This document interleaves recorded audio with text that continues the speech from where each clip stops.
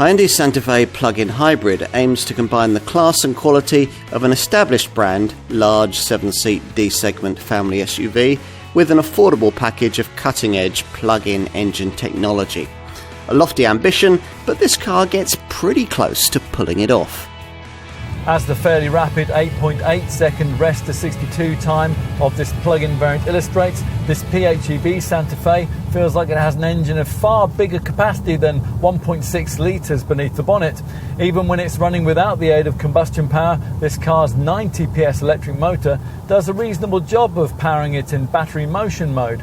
And when the 13.8 kilowatt-hour battery pack runs out of energy, which WLTP stats suggest will happen somewhere between 36 and 39 miles, and the 1.6 litre TGDI turbo engine cuts in, the combined power output, 265 PS, is more than enough for most safe overtakes or for pressing on when you're late for the school pickup.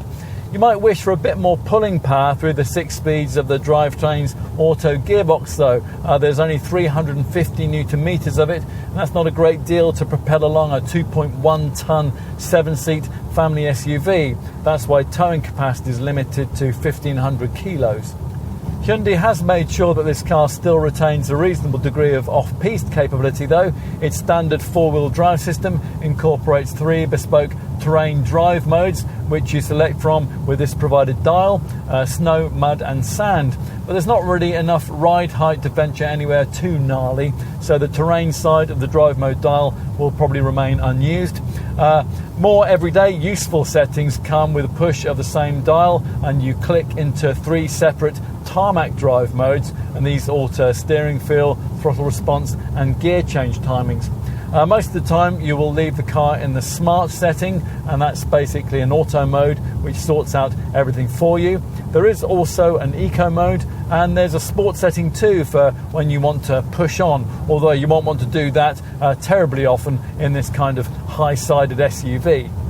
There are no outward giveaways as to this model's plug-in status, unless you happen to notice the badging or the extra filler flap. The latest version of this 4th generation Santa Fe isn't quite the sort of car that's going to have pedestrians bumbling slack-jawed into pavement furniture, but it is undoubtedly a good-looking thing. It has that inherent rightness to its proportions, which will make it tricky not to throw a glance over your shoulder when you lock it up and walk away. Most importantly, choose an upscale version and it looks, there's not really a better word for this, expensive. The centre console has been raised, which gives far more of a cocooned aircraft cockpit style feel, and on it gear shift buttons replace the traditional selector stick. At the back, this revised Santa Fe boasts an increase of 34mm of second row legroom over the previous model, and that gives this improved version an overall best in class second row legroom of 1060mm. As before, there isn't a huge amount of space in the third row, so don't think of this as an alternative to a big MPV.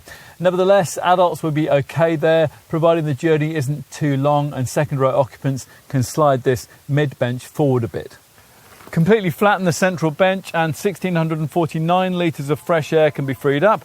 That's a bit less than a comparable Kia Sorento, but it will be ample for the needs of most owners.